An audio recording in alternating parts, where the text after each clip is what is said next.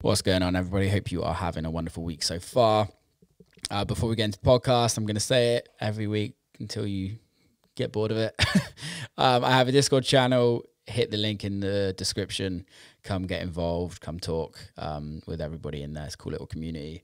Also, if you do listen to this on a regular, or if you're new to the show, please hit subscribe on whatever you're listening to, whether you're watching it on YouTube, whether you're listening on Spotify, Apple Podcasts, or anything that is. Just please hit subscribe. It means that the show gets bigger and we can get more interesting guests and bigger guests and kind of make this podcast into what it is turning into. I really appreciate that if you do.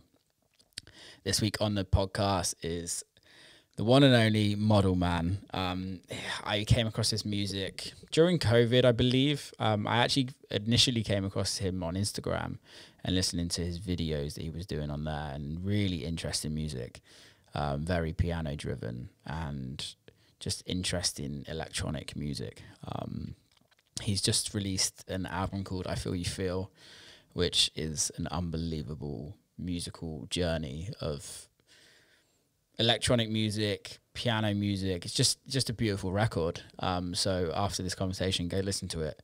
But yeah, I really enjoyed this hour and 20 minutes of just amazing conversations. So without further ado, Model Man. What is cooking, my man? How are you?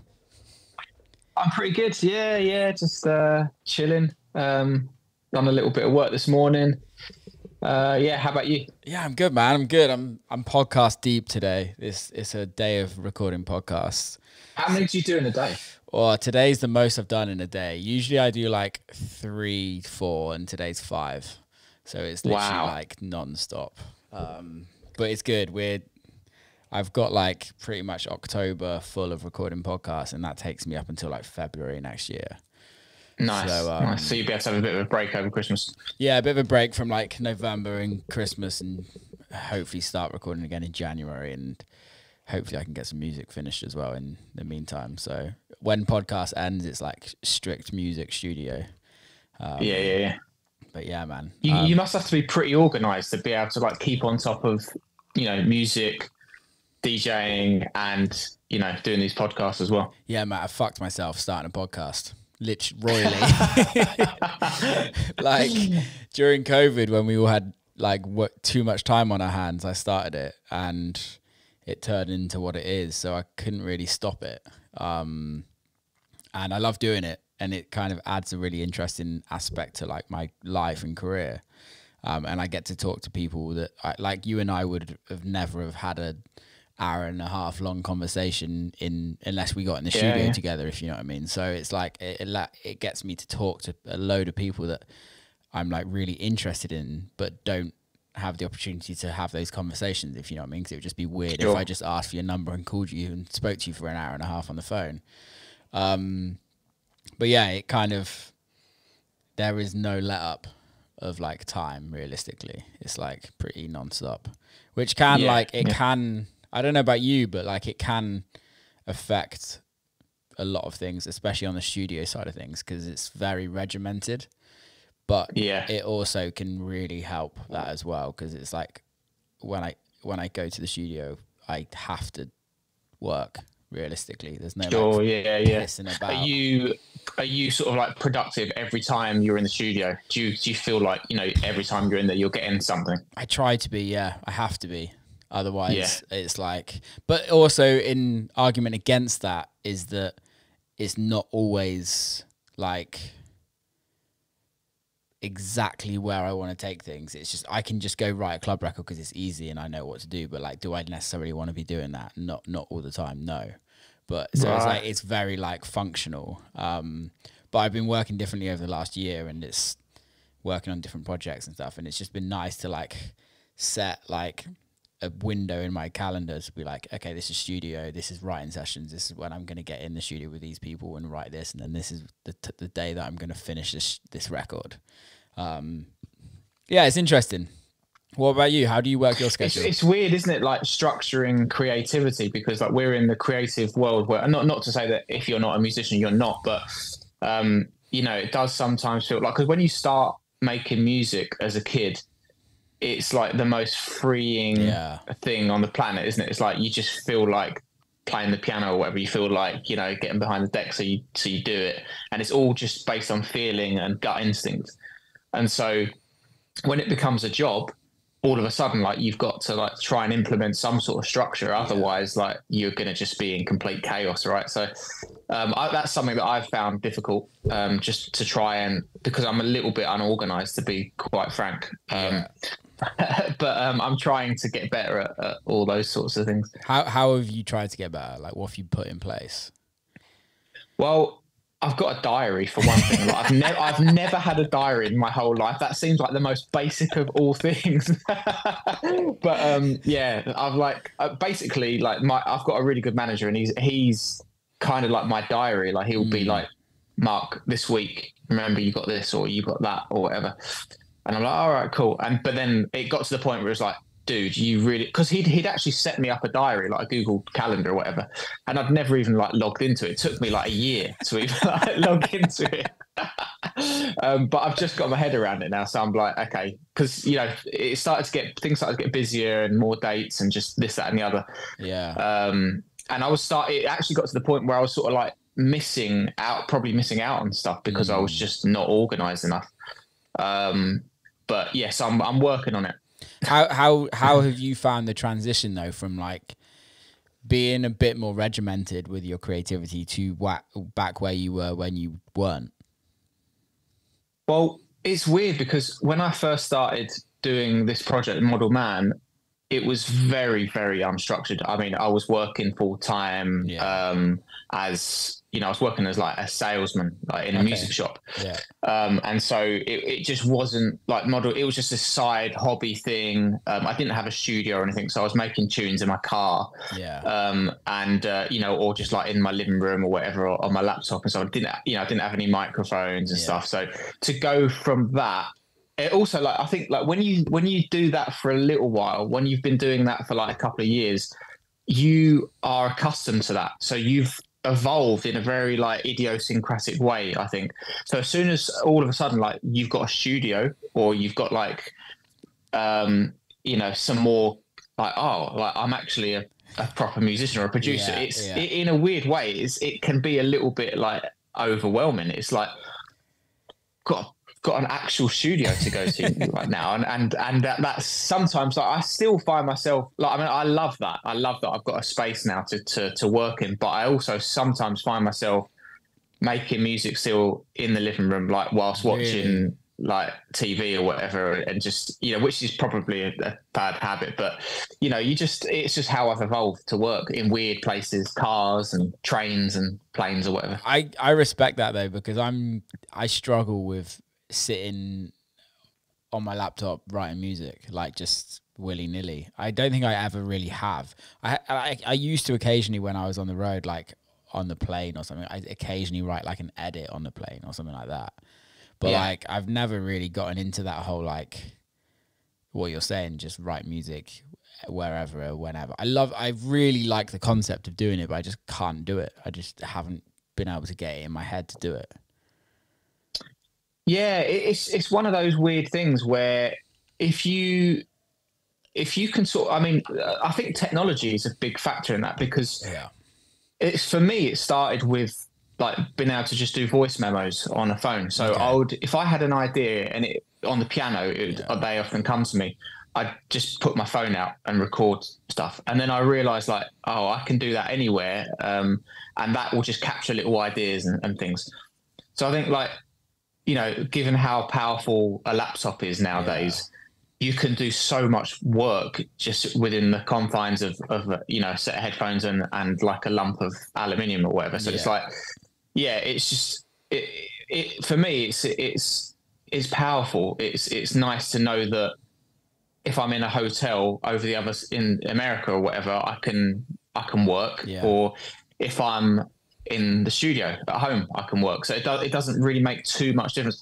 I mean, the only thing is like for me, because I'm recording like a lot of acoustic instruments like piano and sometimes drums, sometimes it is nice to have a treated room, something where you can go in and like set up like proper microphones and actually capture something the best as you can. Yeah, no, I totally agree with that. It's sometimes, but also again, having a piano in a shit room with a shit mic gives you something that Yeah. is just worlds apart from anything else.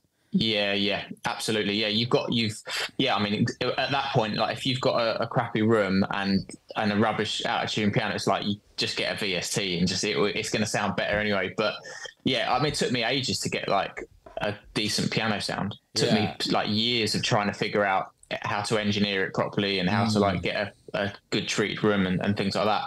I mean, the first like few EPs that I did, you know, you can hear like the piano sounds pretty dodgy, you know, pretty ropey. I like that. I like that though. That's the thing. It is part of the charm, isn't it? It's like, I think it was that Skinny Love record from Birdie, the remake.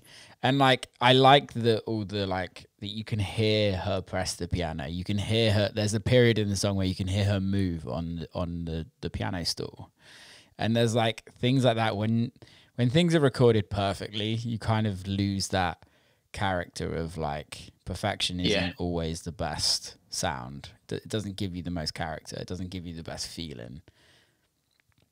Absolutely. Like, and there's so many accidents that happen when you're doing that. I mean, like for me, like when I first started recording piano, that I quickly learned that the piano actually, like hitting the piano sounds really good. Yeah. You know, because I'd like tripped over something and like probably fallen on it or whatever. But, you know, you wouldn't do that. Like if you were using a VST, you wouldn't like, you don't start to understand the unique characteristics of the instrument unless you record it yourself. Totally. And then you start to like realize, oh, there's like loads of little nuances that I can actually hone in on, like whether it's like the piano movement, the pedal movement, or whether it's like how the case of the piano sounds and like, you know, putting nuts and bolts, like turning it into a prepared piano or putting felt down to give it a softer sound. Yeah. Like all that stuff, like you don't really understand it through just using a VST.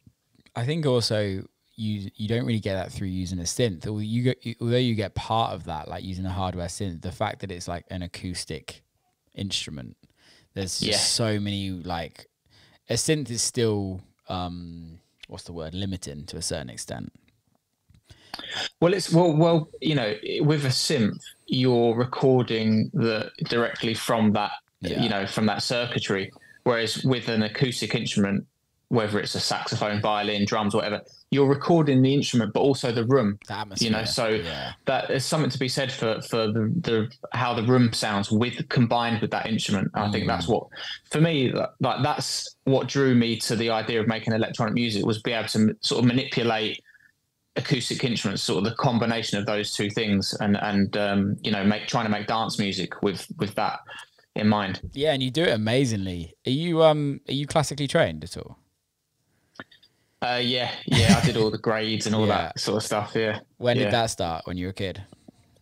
Yeah. I mean, I started very young playing the piano. My mum was a piano teacher, and she actually tried to teach me piano, but I rejected her initially. I was just like, no, I just want to like do my own thing, and I wanted to just go in there and just. I think like having dyslexia and just ADHD and all that sort of stuff. Like I didn't want to have to worry about reading music, but a little bit later on, maybe, I can't remember, maybe like being 16, 17, I was like, there was things that I wanted to understand. Like there was like, I'll be hearing a Chopin piece or whatever, and I'll be like, I don't know how he's doing that. Yeah. And so so that led me to actually like, okay, right, I'm going to do it properly now. And so I learned to read music and did all the grades and all that sort of stuff. And then I was able to understand a lot more about the theory side and get my head around that. It's really interesting when you start looking into the theory and how it actually like helps you to play and helps you to understand music a little bit more. Like I'm not classically trained at all, and I'm not good at the keys, but I used to do theory lessons, and like it helped me massively. But also recently I've just gone back to having piano lessons, like at the bare basics. Like I have this vision in my head what I want to do, and I need to learn the piano. And it's amazing when you go back to like just the basics of like, there's something so humbling of like how bad you are at something. But it's like that journey of like, you know, you'll be good if you just keep going. it's harder as an adult, like to learn something like the piano, because when you're a kid, you're very much in the throes of education and just learning Yeah. things formally every single day, whether that's at school or whether it's like an after school club that your mum's put Yeah. you in for or whatever. So it's just a natural thing. But when you're an adult and you've come out of that for a while and maybe you've been in a full-time job, to then like learn something like the piano from scratch, it's a little bit sobering. It's kind of like hurts your ego a little bit, I think. So I think that's why it's more difficult. Yeah. But if you can get past that and just go for it, like I think it takes about a year to be able to read music if you do it every day. Yeah. As an adult or as a kid, I think if you do, it's kind of like learning a language. Like if you go to France and you want to learn French, it's probably going to take about a year. Same with music theory. Yeah, it makes sense. It's when you learn it, it is, and you know it, it must be so amazing. Because I can read music to a certain level, but like I can't read to play. That's the thing I struggle with. I can read. Yeah, it's amazing to be able to just pick up like any book, whether it's, I don't know, whatever it's Mozart or Beethoven, and then just play it. Yeah. It's a good. It helps me to just get like inspired as well. So like if I get up in the morning, I'm like, right, I need to work on some music. It's like I can just play through some other people's stuff for like an hour or so, and then it just opens your eyes and your ears up to just possibilities and different harmonic things, and just it definitely helps me. I mean, I don't think you need to have theory to be good at music. Absolutely not. No. So most of the best musicians and best artists wouldn't be able to tell you, what like an augmented chord looks like on paper, but it doesn't really matter, does it? It's just, as long as you, if it works for me, but not for everyone. Yeah, no, definitely. It makes sense. And I hear it in your music a lot. Do you try and always keep a piano in every record? Yeah, I've actually got, there's piano on every single Model Man track that I've ever done. I only realized this the other day. Well, I was listening through the album this morning. I've listened to it before, but I was listening through the album this morning. I was like, damn, he fucking loves the piano, doesn't he? And I love it. I love piano. It's my favorite.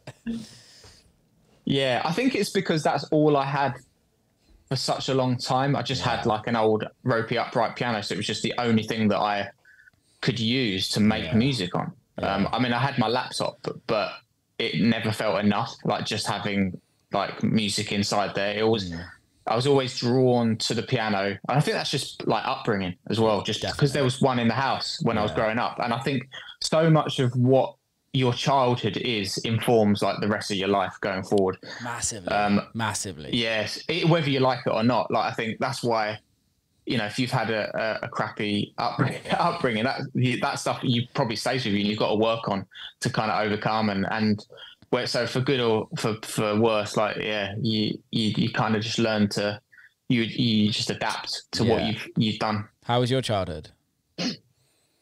Yeah, good for the most part. I mean, up and down, I'm sure, like anyone's, but it was all right.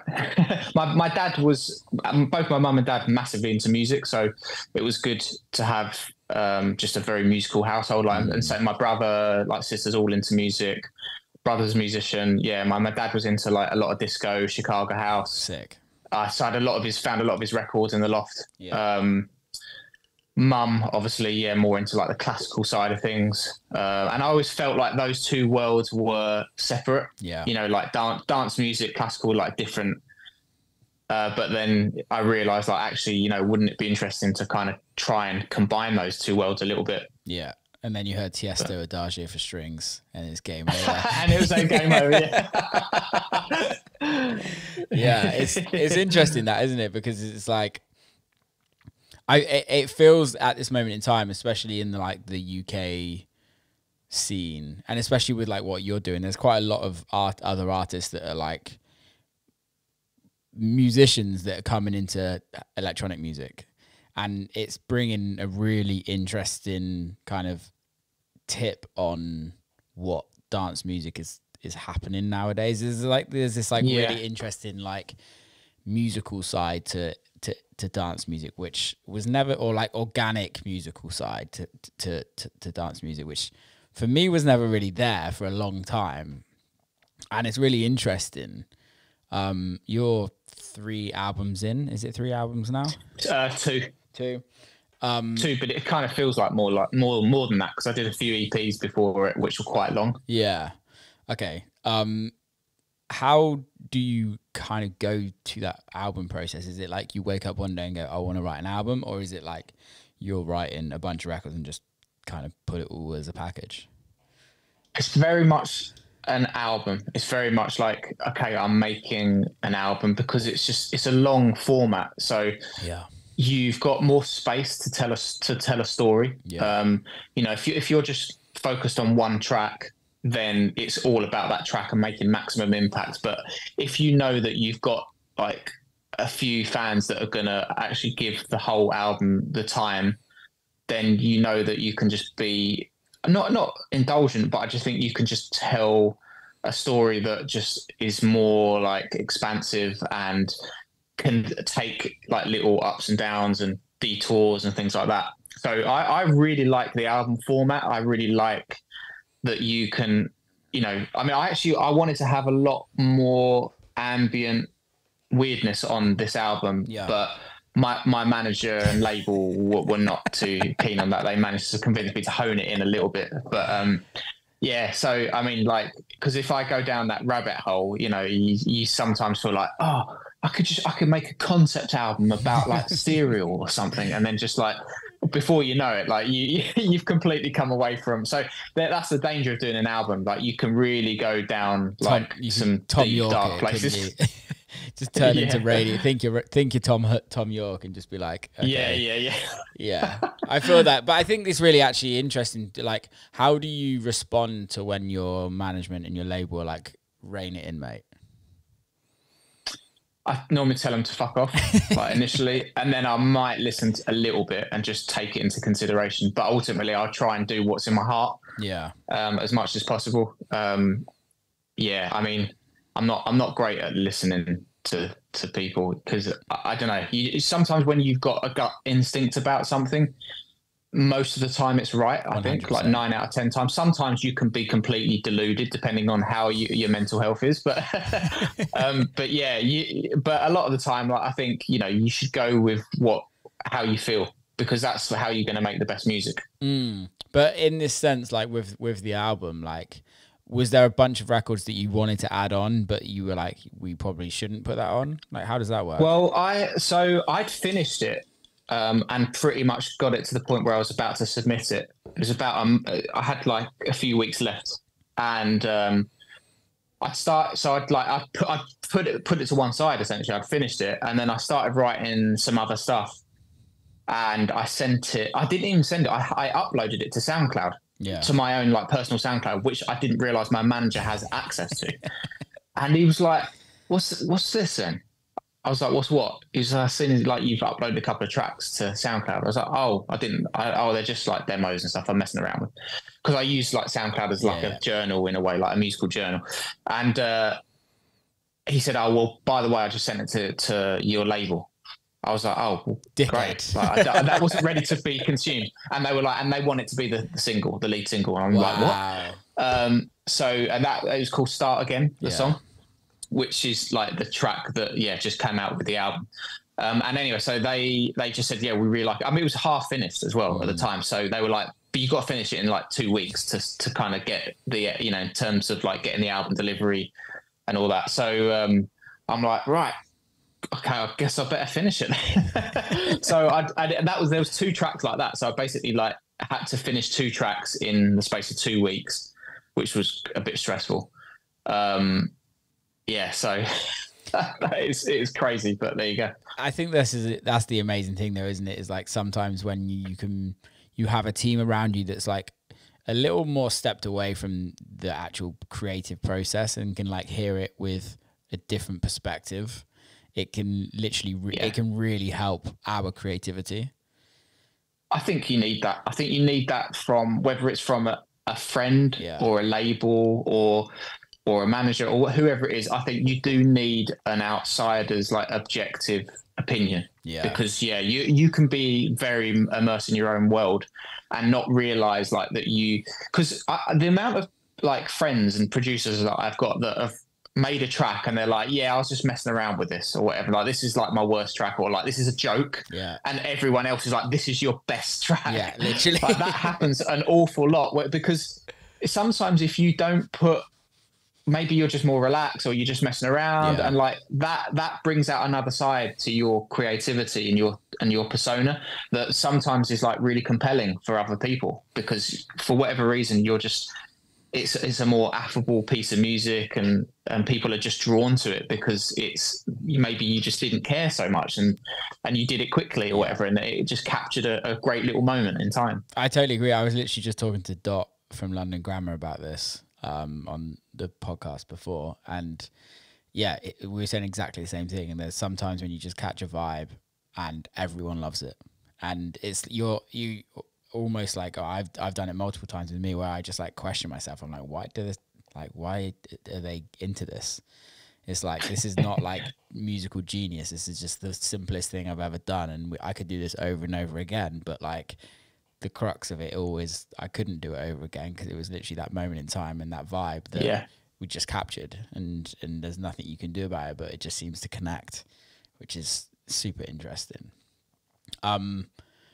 With the whole album process, do you, because I going back from the beginning with you like being more structured in your life and you being creative, when you decide that you're going to write an album, do you set a deadline? I try. Well, not initially. Like, I think you need to let things just happen naturally and just start like the creative and get ideas. And I think you don't want to be thinking so much about like deadlines and stuff like that, for me personally. So, but once things start to form a little bit and you're like, oh, like this actually feels like maybe a small body of work is happening or something, like there's like for me, like the first thing that I did for the album was a song called Arms. And as soon as I did that, I realized like what I wanted. I had a complete vision for an album. So after I'd sort of finished that song, then it was like, okay, I can actually see a light at the end of the tunnel with this project. And therefore, like, I think I might have something in 5 months time or whatever it is. Yeah. And then you say like, okay, to your management or label or whatever it is, your team, I think I can deliver something around this time. And then they'll say, okay, well, we'll start structuring, thinking about the campaign and bringing people together and look into that date. And then as the months roll on, you can obviously like ascertain like, okay, am I like going to hit this target? And then you can like, you communicate with your team and they're like, you know, how are you getting on? Like, do you think, you know, so that's how it works for me. I mean, I've always, every single time had to like stretch out like the deadline. It's never like, I never just get there early. It's always like, you know, a push and I need another month or whatever it is. Cause I'm just, I'll end up, you know, scrapping the whole thing or whatever. Really? Is that your vibe? I'll have at least like 2 or 3 complete like meltdowns where I feel like I need to scrap everything and like, you know, burn all the tapes or whatever. But no, I normally come out of it like after I've had a walk or whatever and some food. But I think it's very, very difficult to make an album. That's one thing I've learned. I think like because I've only made 2 albums now, but the first album, I remember it was in lockdown and it was very, very challenging because for me, like going out, whether it's like playing, producing, DJing or with other people, bouncing off of people, that gives me energy and vibes and stuff. And so when it was in lockdown, I was trying to make a record like completely isolated, it just felt so difficult. And now when I listen back to that album, I'm like, oh, this is very dark. Like there's moments on it that just feel like really, just like I wasn't in a good place. But is that not like a diary of who you were at that time? It is. It's just, it's just you know, it like I can't really listen to it now, like, Really? because it just makes me, it makes me just feel like there was like dark times, you know. Whereas like, yeah, this new album just feels more like the album that I wanted to make, and you know, I feel like I just had all the ingredients in my life to make something that I wanted to make. Whereas I felt like there was just things missing with that first album, which is why, you know, it's maybe it's just not like the perfect depiction of Model Man, but it probably was in that moment, time, if that makes sense. What are the ingredients in your life you need to make the album that you've made now? I feel like, well, firstly, I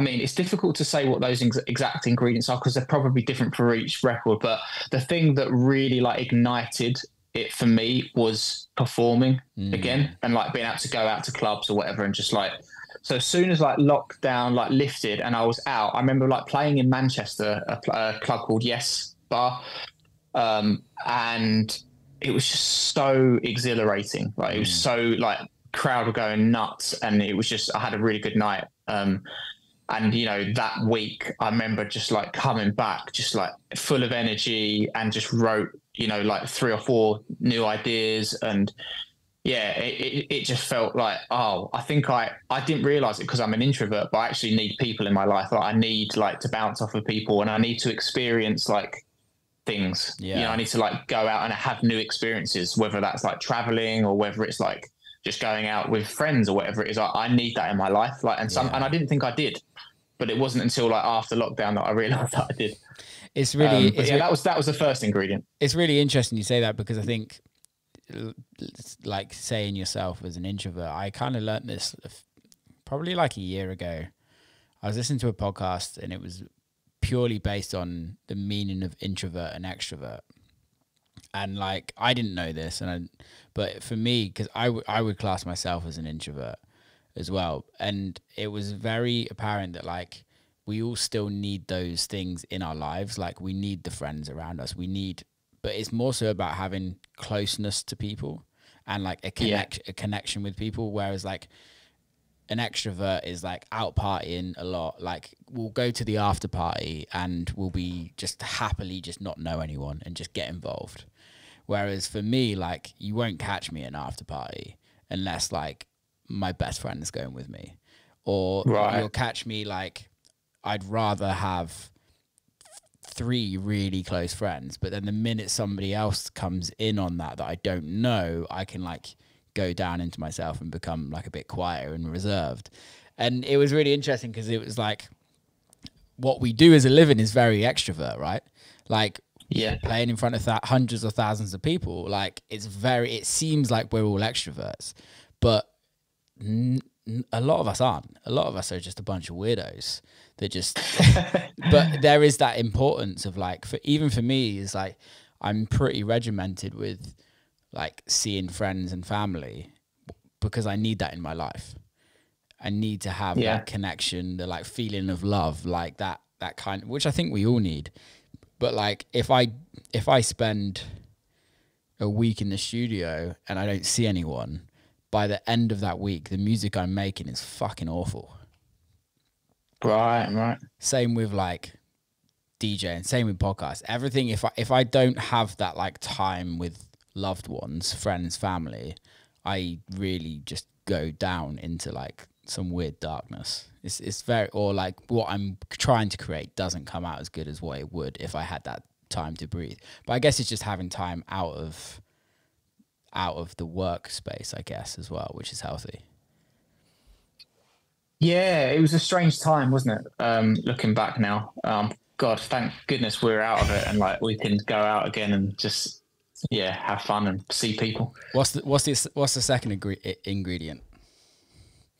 The second ingredient, I think, is like having some source of inspiration that is not necessarily like another human being, but like a thing. It might be something philosophical, or it might be maybe it's like a muse or someone that is dead or whatever, like a poet or something that just inspires you, like beyond yourself. Um, yeah, like for me, it was probably like film in a weird sort of way. Okay. Like there was a few films that I was watching at the time. I was watching like loads of Stanley Kubrick, and which obviously like he's a great. Everyone's seen all his films and stuff. But yeah, I remember watching Eyes Wide Shut, Yeah. which is a really weird film, and there's loads of space in that film, where there's just like it feels like nothing's really happening, and there's like no music. There's like one piano note or whatever, and that was like quite an inspiration for me because it was just just like having space in the music and just how telling a story in a very sort of like minimal way, but honing in on one like singular thing. So that was a bit of a like a light bulb moment for me, like with this album, because I was like, oh, I want to write some stuff that is like very like singular ideas, that is like minimal stuff happening, and yeah, so that was like another thing, like film, I guess, for me. What else? Yeah, I mean, like all of his films. I did like a marathon of like all of his films, and like Eyes Wide Shut I think is his last film. I don't think I've ever seen that. It's got Nicole Kidman and Tom Cruise in it, Okay. and they're at their peak as well. That's like 90s Tom Cruise, like looking brilliant. I think like it starts like the opening sequence is like Nicole Kidman like completely naked, like getting dressed. So if there's any like if you want to watch a film, then I'm giving you a good reason to watch it. But yeah, and then like I can't remember what came before that, but yeah, I mean there's like Clockwork Orange, The classic. Shining, 2001: Space Odyssey. I've never watched The Shining. So good! It's so good. I'm really so like scary as well. Yeah, that's the thing. I'm not into like. I know it's not a horror, but like it also is to a certain. It's more of like a thriller, psychological I'd say it's thriller. A horror. Yeah, I'd say it's a horror because I think that what's cool about Kubrick is that he's made the best film in every genre. Like he's made the best sci-fi film ever, 2001: Space Odyssey. Yeah, he made the best horror ever, The Shining. Like not many people can say that. Have you watched the new Shining? Some great. Huh? Have you watched the new Shining? I haven't. Oh, with Ewan McGregor. Yeah. I've heard good things about it, but I haven't got round to watching it yet. I need to give it a go. Yeah, I need to. Yeah. I do need to watch him. Like I was at my mate's house and The Shining. She had the book on it on the side, and I was like, I really can't stand horrors. I'm like the biggest pussy when it comes to horrors. Like, just can't do it. But it's like a cult classic, isn't it? Now it's just like something you have to watch. Yeah, there's so many iconic moments with like Jack Nicholson and stuff, with his axe and all that sort of stuff. Yeah, it's great. Yeah, I love that. The whole process of signing the album, were you signed before? Or was this like a write the album, sign it, release it? So I actually signed to. So I'd made Arms. So I had like a demo of one track, I think, and that got me signed to a label called Helix. Yeah. With the intent that I would make an album. So then I got to work on the. So after I'd done that track, I think I had one other track as well. With Baklava, yeah, that was it. I'd done a song with Baklava. She's great. Who's obviously great vocalist, great writer. So I had those two songs, and they signed me on the back of that, and let me make this album. Amazing. And now they're probably like, why did we do that? Why did we do that? It's given us like a load of weird music after that. Like they were like the two more accessible songs, and then the rest of it is like pretty weird. Yeah, but you know what? Like, for me. That's the whole point of having an album, right? You have you have the album singles, but it goes back to what you were saying is like, what do you want your fans to think of you as? And yes, you can write hit records all day long if you want, right? Or you can try to. We don't know if they're going to be a hit record, but realistically, is that what you want your fans to think of you? Like, is that, or do you want your fans to be able to like actually listen to the album and like enjoy going through that like emotional journey and musical journey of what of who you are as a person and an artist? Oh, absolutely. Like, I've always wanted to create a world that people can kind of come into, like my world, which is Model Man, that doesn't, I don't want to just be sitting on playlists with other stuff. I want people to like come to me and like actually get stuck into an album. Absolutely. Like, I've always wanted that. And I've never tried to, I'm going to write a hit. I've just never had that mentality. It's always just been like, just make music as organically as I possibly can. Like, just make music that I want to make, and hopefully people will come to it and get what I'm trying to do. Do you ever switch through where you're like, I wish I could just write hit records? I think it's a very specific skill set. And I think it's very different nowadays because you have multiple writers on every single record. Like, there'll be one girl or guy or them or they that's doing a top line, and then there'll be another person that's like doing drum production, and then there'll be another like, there's so many, or they'll all be in the same room working on it together. Like, it's a very collaborative thing now, whereas like, say back in probably like more like the 70s and 80s, like you would have a band that would be, there would be one or two like chief writers that would just be like the Bee Gees or whatever, like they'd be just churning out hit after hit.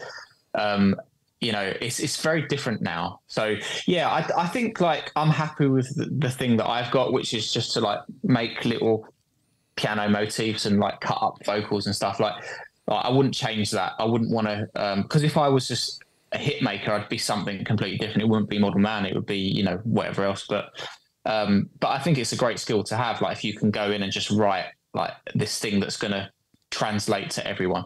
I think you need to be able to like do something that the masses are going to like, which isn't always easy.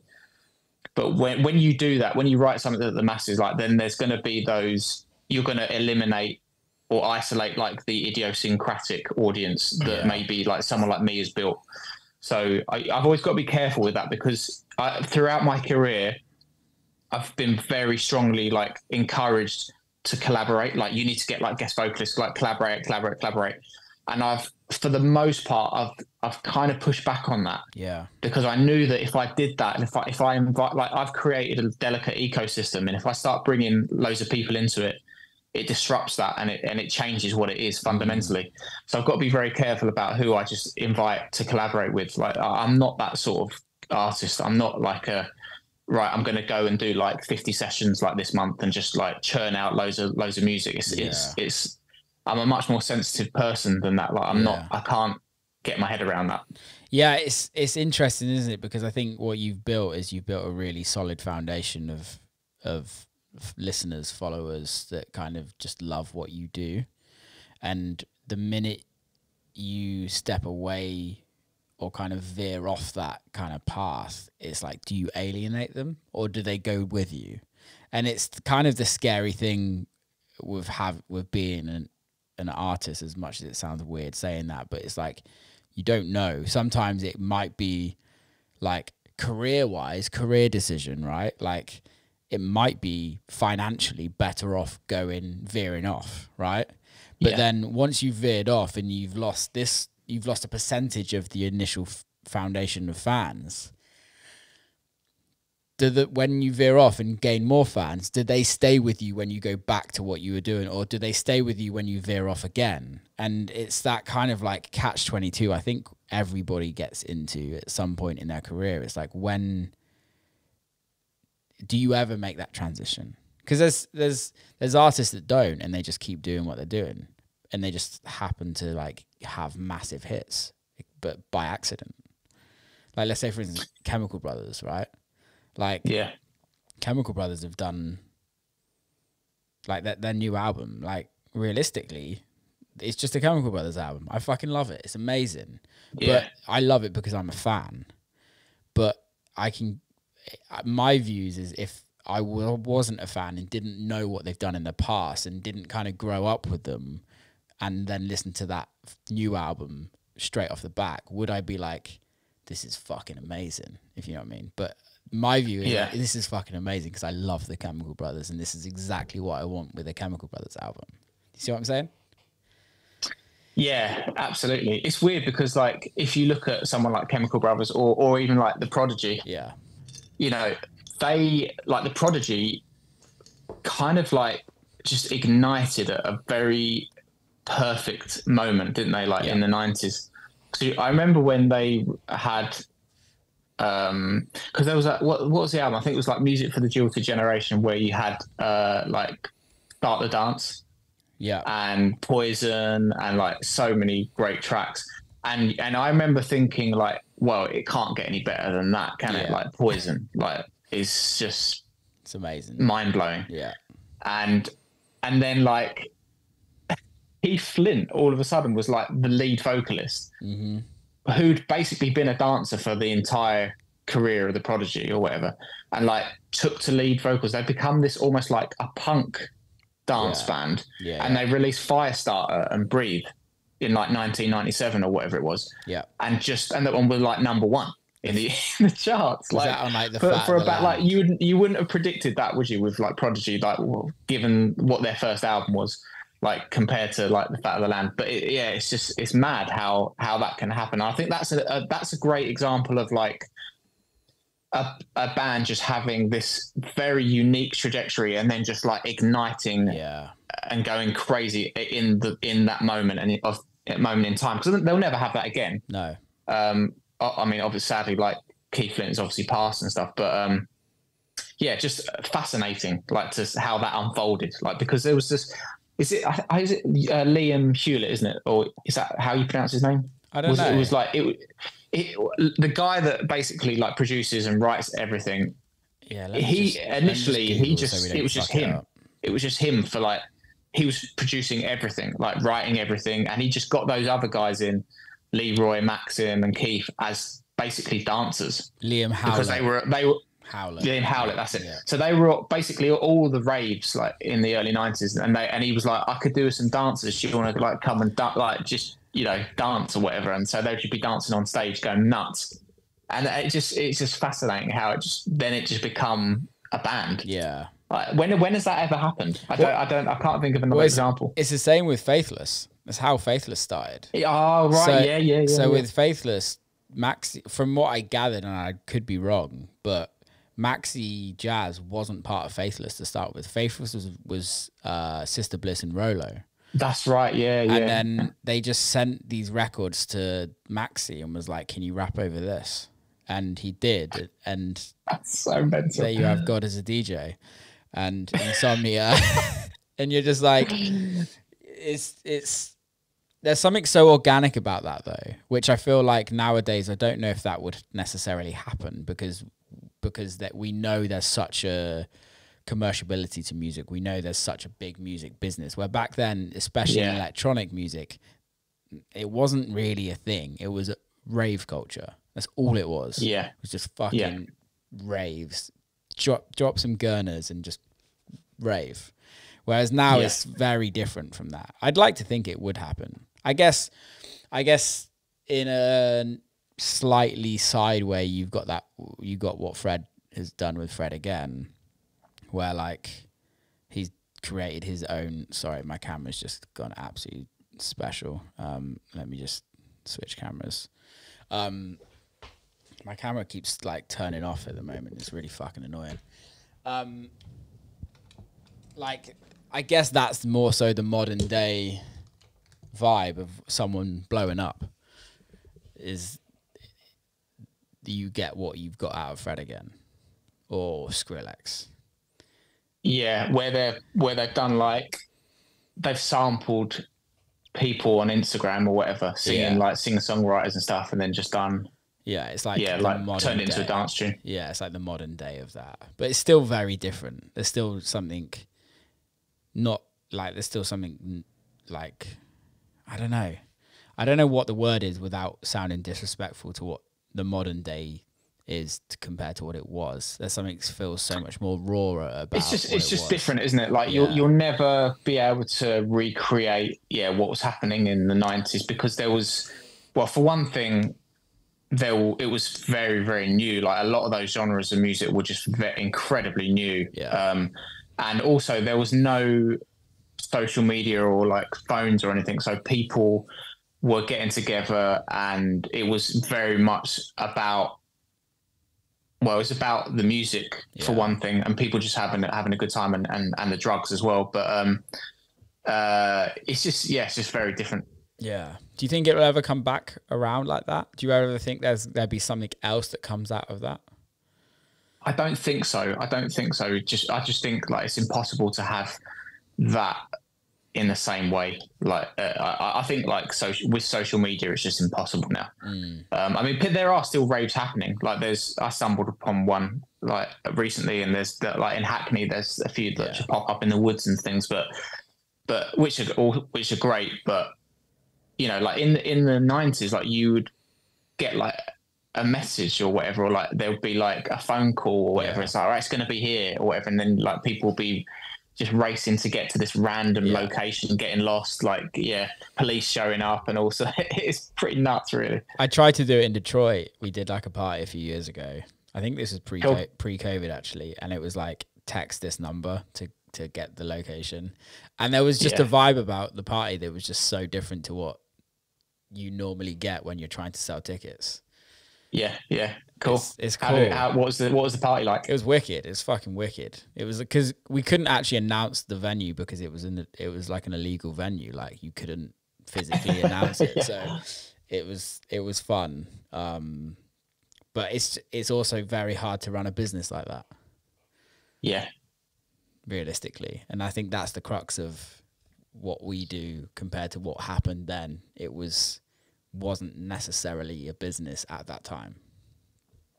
You're exactly right. Yeah, there wasn't any money objectives, was there? It was just right, we just want to throw a great party. Yeah, and it was all like free party culture was crazy, but realistically the people that were making money and throwing the parties were drug dealers, and they would make the money on the pills.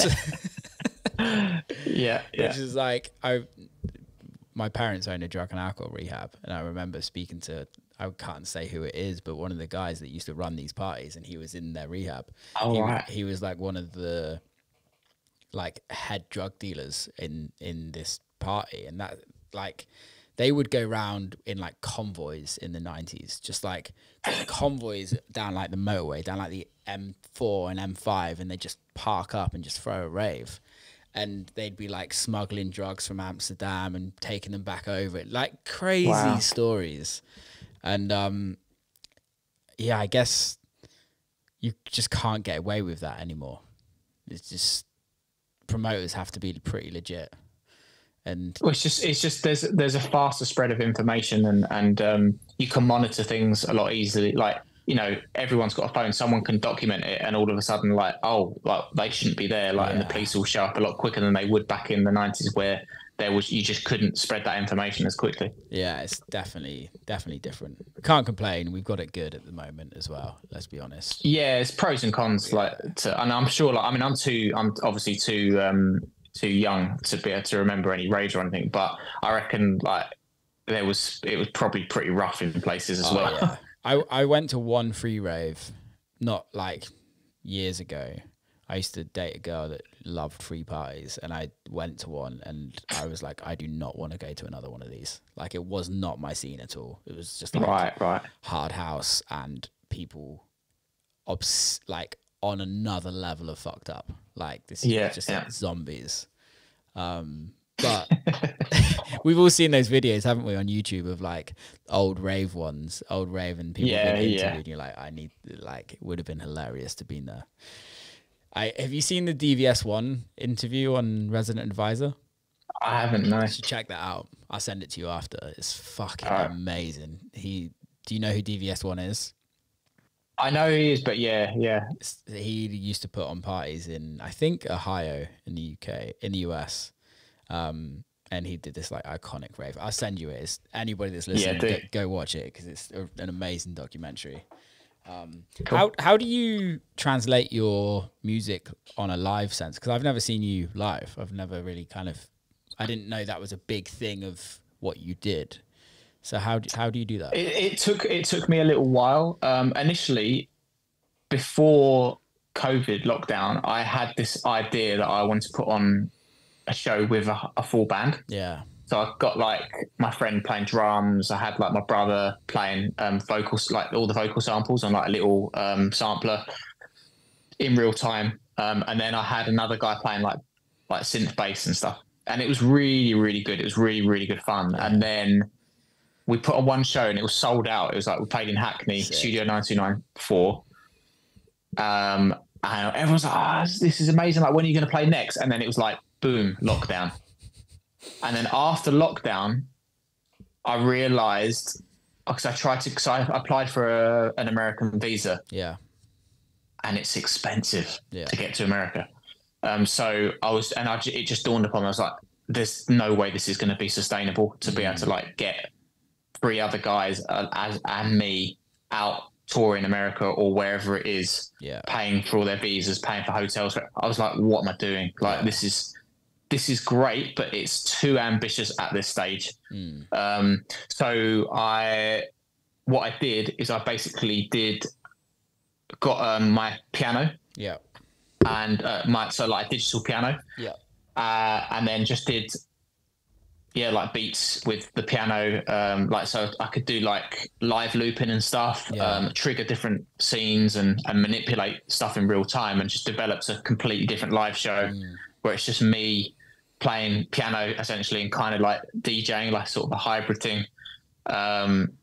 And that's gone down really, really well. So I've just been working on that, and it's been evolving and growing. And I'm doing some shows like next year in February, doing a few European things and a few dates in the UK and stuff. So I'm excited about that. Mate, you'll have to tell me those dates. I'd love to come to one. It'd be amazing to see. Yeah, of course. Really, really good to see that. Is the bigger like vision to have the band?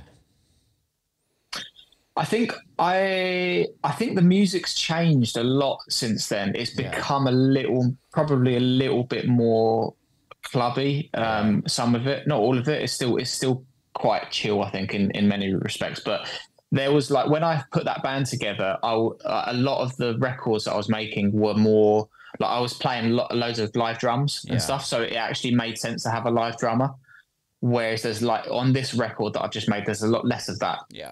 So I think going out and playing in clubs has informed a little bit how I've made this next record. So at the moment, it doesn't really make sense to put a band together, but maybe like, I never rule anything out. In the future, for like a one-off show, it might be kind of cool to do like what like Bonobo does, like brings a whole band together. And I think that would be fun. It's really interesting because I view you more as a live artist than a DJ, and that's not me being disrespectful. Yeah. It's purely me like actually loving your music and wanting to envision and wanting to see that as a live show, rather than just be chucked on a lineup as between another 2 DJs. Because your music feels like it needs to be kind of presented in a live sense, if that makes sense. Yeah, absolutely. I've always felt like that as well. Like I've wanted to do, I mean, the performance aspect is something that just, I think that's in your blood a little bit, like where you actually want to play. Yeah. I think, but just because I've played piano my whole life, like playing just it feels like a natural thing for me. So I wanted to have something where I could just like perform, play the piano, sequence different things and that, but I like DJing as well, but it feels like quite a different thing. Yeah, it is two completely different things. But I guess if you can add both to it and then kind of make it more of a hybrid, it could make it. I just played with Carl Cox at Red Rocks this weekend. And, oh wow! And cool. He's doing like a hybrid live set, which is really interesting how he's doing it. I've seen some of this. Yeah, it's fucking cool. He's got loads of like what is that sampler thing that he's got? I can't remember what it's called. Like Topaz or something. I can't remember. But anyway, Pioneer Topaz.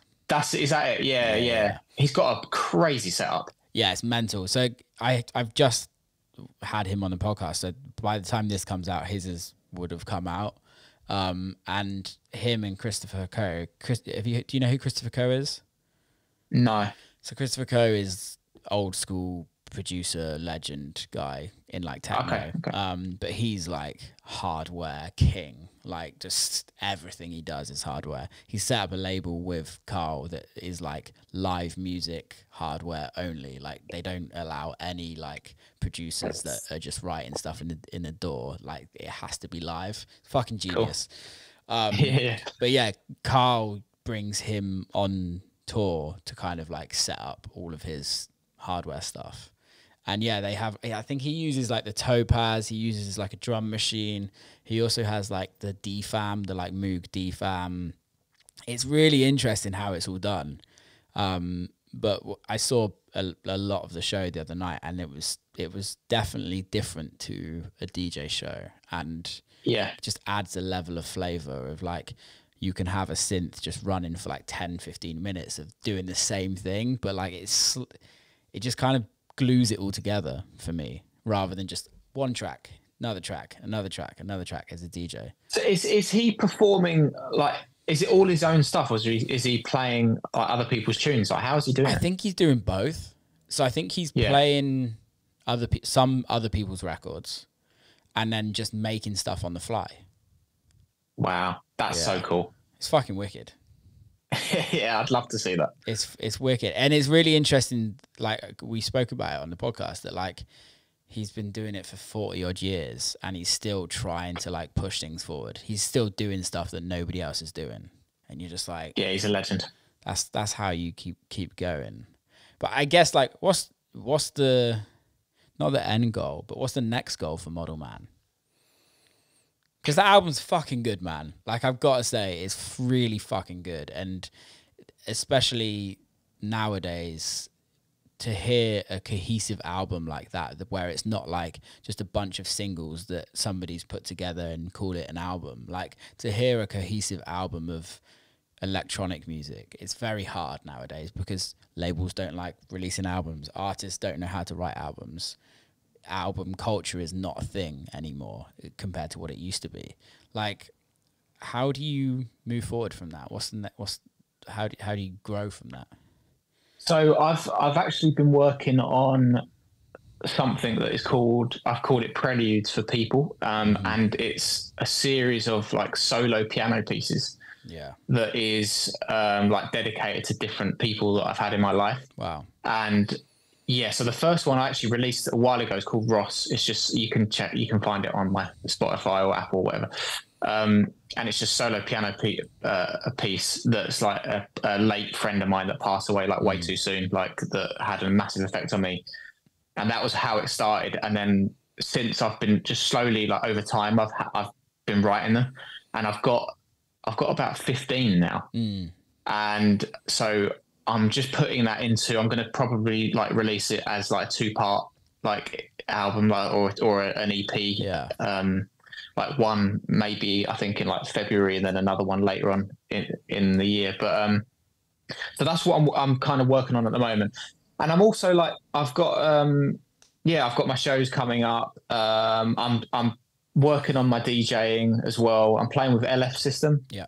In Brooklyn in a couple of weeks, actually, like November. So yeah, just getting my head around that, and musically, I'm always working on bits and pieces. I'm doing some remixes and stuff like that. But yeah, so that's kind of where my head's at. But I mean, I'd love to be able to just be in a position where I can keep making albums, because I do really like that format. I think it's exciting to me. Like EPs are cool as well, but like there's something about an album that just feels like this big, like you're putting yourself really, like you're putting yourself out into the world, like saying like, this is what I'm all about. Like this has been the last like 18 months of my life, or a year of my life, whatever it is. And I think it takes a lot of courage as well to put out an album, because you don't know if it's going to be received well. You don't like people like you say, right, we're living in a world of like TikTok and Instagram where people are not listening to albums realistically. Some people are, like some people. I mean, I've actually been surprised by the amount of like response I've had from this album. Like people are saying like, you know, it's like one of their favorite albums of the year so far, and like and saying like they've actually listened. They're listening to the whole thing, and like, where's the vinyl? Where's the vinyl? So it's encouraging, because it makes me think, oh, maybe people do still care about the album. I think people are coming back or that to format. it. I think people are coming back to it because I think there was a culture like, how old are you? 29. Yeah. So like even when like I'm similar to HD, like growing up, we listened to albums. We like that. We had that one album in our car and listened to it forever on a CD because that's all we had, right? And it wasn't all music wasn't available to us then. But like I think that culture's slowly coming back because I think people want more. I think people are finding artists and then want to hear more of them and want to kind of grow with the artists and like be fans rather than fans of a song. And you're 100% right. Like the whole album thing is like, it's putting yourself out there in the like the rawest form as an artist, in my view. Yeah. And yeah, absolutely. I think, tell me if you agree or disagree, but I think it's also gives people something to be excited about. Like if I know my favorite band is bringing an album out, I can't fucking wait. Yeah. If they're bringing a single out, I'm like, cool. Like I'm gonna listen to it. But like an album, I can spend time on that album. And for me, it like gives me a different perspective of that artist as well. It's like, oh, they're into this, they're into that, and I don't know. It's just something different about it.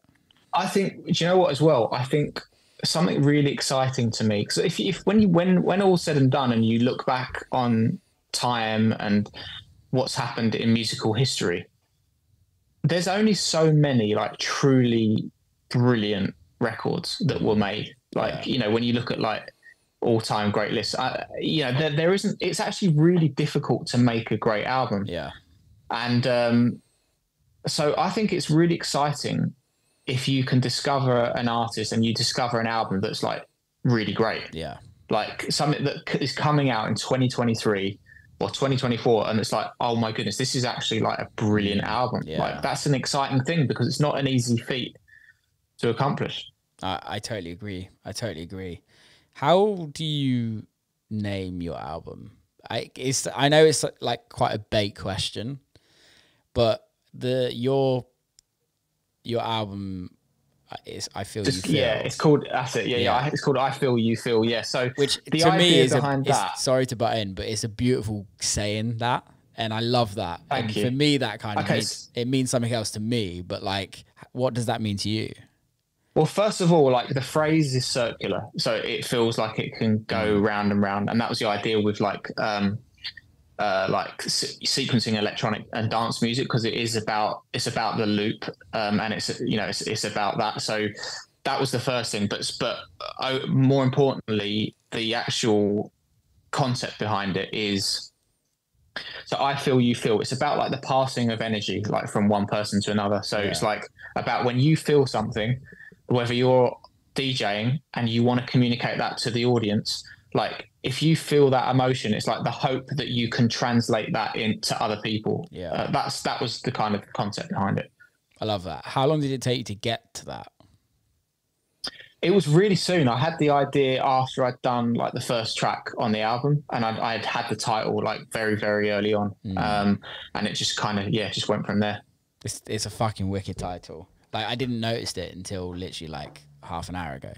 I'll be honest, like, or before we were talking, and like, there's like album names that I'm like, oh yeah, that's cool. But there's certain like album names that like are just fucking amazing, and it just adds to, for me, it adds to the story. It adds to the like the tangible kind of physicality of a record.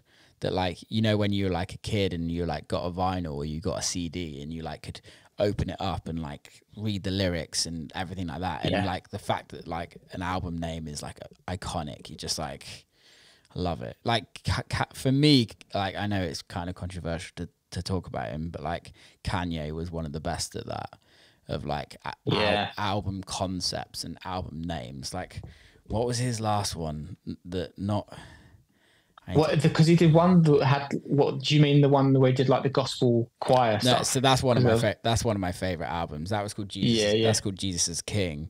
But the Yay album, when it's like it's called Yay, but on the cover it's like I hate being bipolar, it's awesome.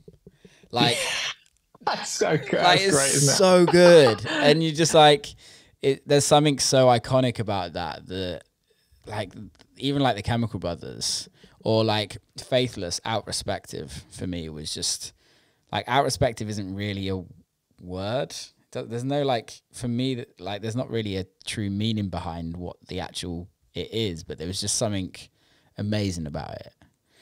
Yeah. Like the new one. What's the new Chemical Brothers album called? Yeah, for the Beautiful Feeling. Like, there's just for me, I just listen to these. I just read these, and I'm like, it's gonna make me feel warm inside, which is what I want for like when I listen to an album. Yeah, Kanye West was masterful at that, creating all those different concepts and stuff. He wrote a track on, or produced a track on Jay-Z's, I think it's the Black Album.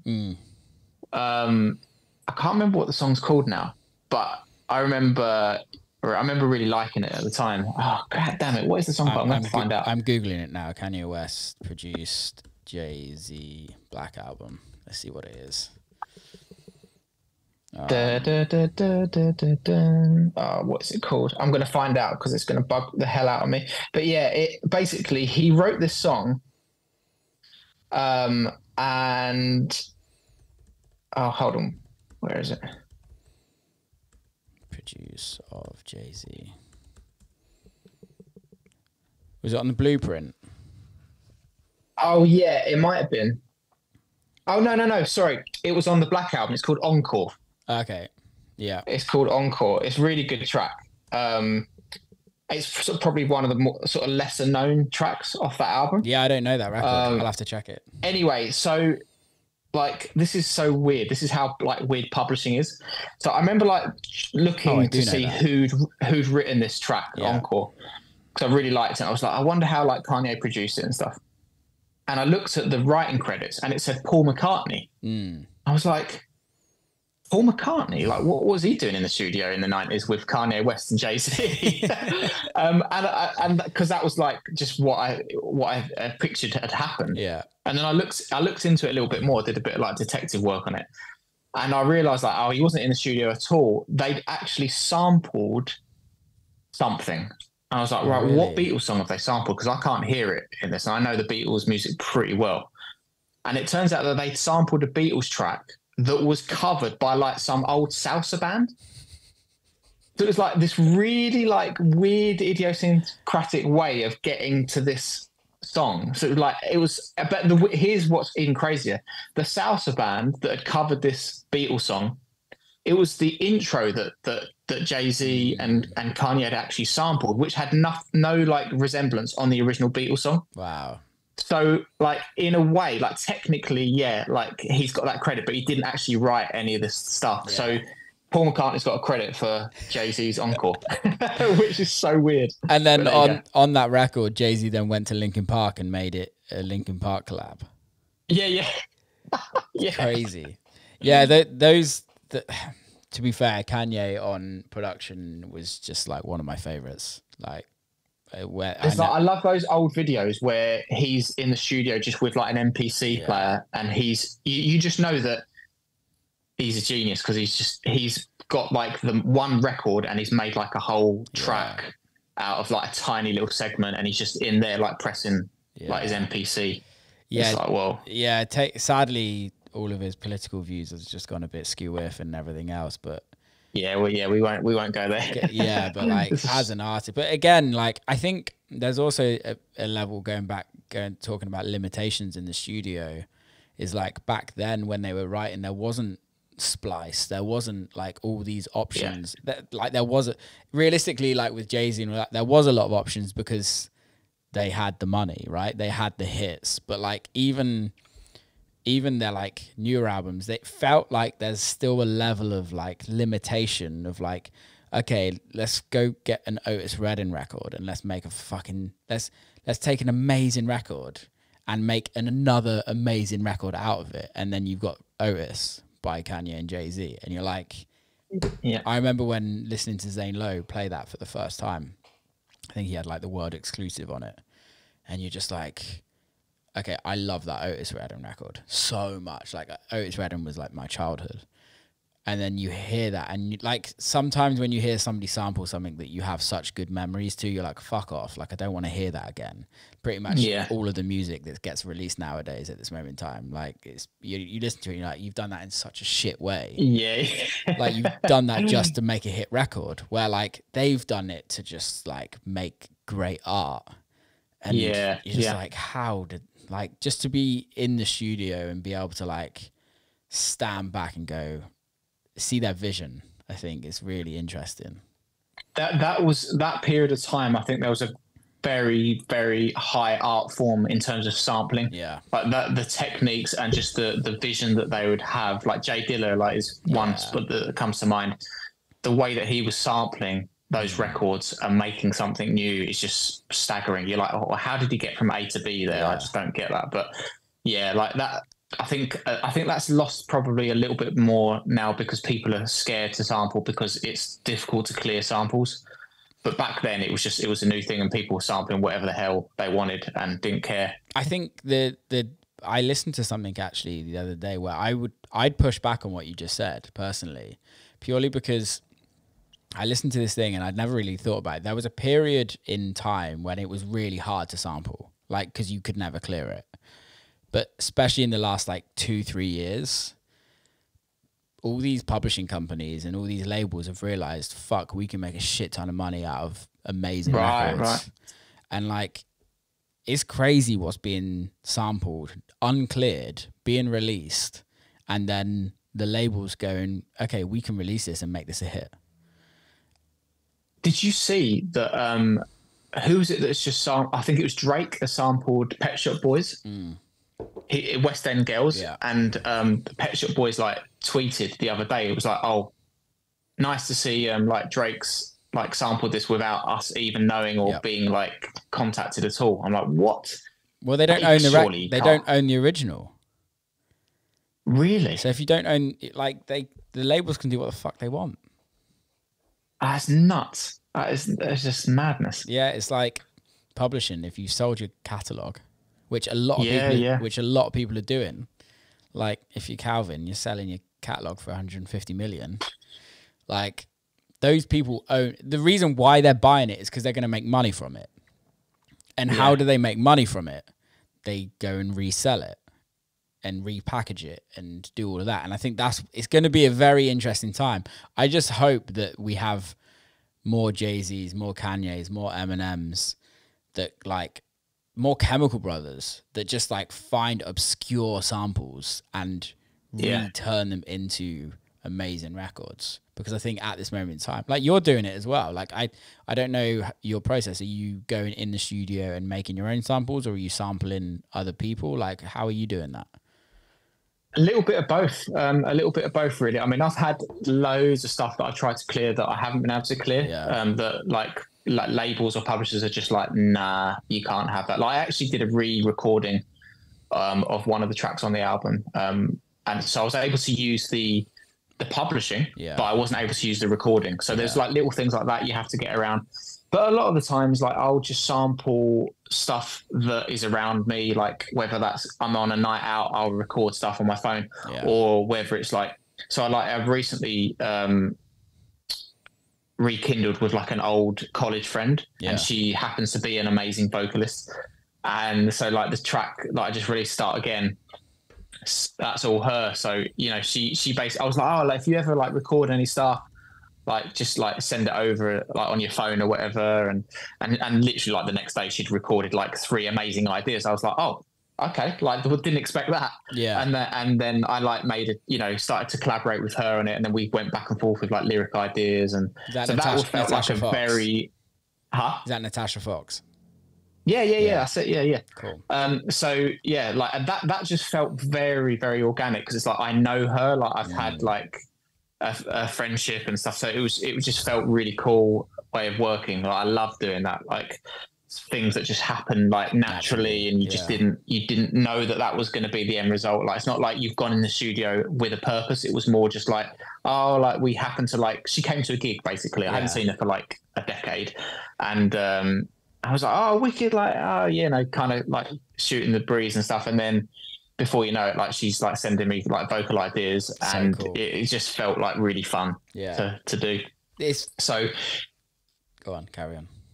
So yeah, so I was just gonna say, like, that having samples that you can use like that, for me, like the best. I love being able to like have samples that are very like personal to me and like true to what I am going through or what I've experienced in that moment. Like that's the thing about this album. Like it just feels like a musical journal in a way to me. Like a lot of like there's loads of hidden stuff on there. Like there's a track called Heaven that's just got loads of stuff that's personal to me and samples that I found, you know.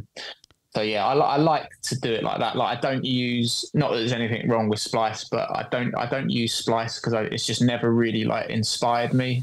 Yeah, to be honest. That's fair. I think like I've used Splice previously and multiple times for like certain things, but there's also like for me, if I'm songwriting, like I'm not trying to take a song that somebody else can use. Like some of my biggest records have been a Splice sample. Like one of my records, You Take Me Higher, was like a Splice sample.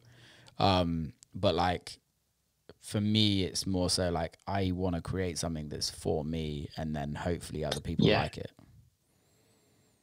Yeah, and I don't think there's anything wrong with however anyone makes music. You know, it's there's no rules. I think it's just whatever. Like I'm a sensitive guy. I like doing things in a weird way, and I like people being involved in my music that I have a connection with. Because that's just for whatever reason, like that just works for me. But if you can take a vocal sample from wherever and splice or whatever sample pack and make a hit out of it, I mean, credit. Like that's another like difficult thing to do. I think to be able to spin something into a great track. Yeah, no, I totally agree. Mate, we've just done an hour and 20 minutes. We should probably wrap this up. It's gone very fucking quick. Thanks so much for coming on. How can people get involved with the Model Man kind of crew? How can people listen to the album? Tell the people where they can find you. So come to shows. I'm playing in February. I'm going to be in... Where am I going to be? I'm going to be in Dublin. I'm going to be in Amsterdam. I'm going to be in Copenhagen. I'm going to be all up and down the country. So yeah, check out my dates then. And then, you know, of course, like listen to the new album. Like the vinyl is going to be printed early next year.